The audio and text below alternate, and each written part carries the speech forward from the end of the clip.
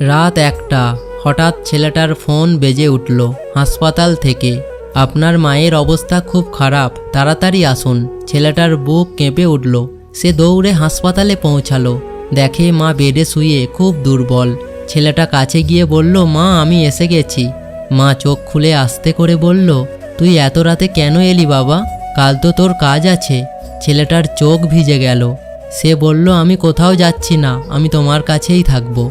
মা হালকা হাসলো আর হাতটা ধরে রাখলো। কিছুক্ষণ পর মেশিনের শব্দ ধীরে ধীরে থেমে গেল। সব কিছু নিস্তব্ধ। ছেলেটা অঝরে কাঁদতে থাকলো। পরদিন ছেলেটা বাড়িতে ফিরে মায়ের রুমে ঢুকলো। টেবিলে একটা ছোট্ট কাগজ। তুই ব্যস্ত থাকিস তাই কখনো জোর করিনি, শুধু একটা জিনিস চাইতাম, মাঝে মাঝে একটু সময়। ছেলেটা ভেঙে পড়ল, কারণ সে সব কিছু দিতে পেরেছিল, শুধু সময়টা দিতে পারেনি।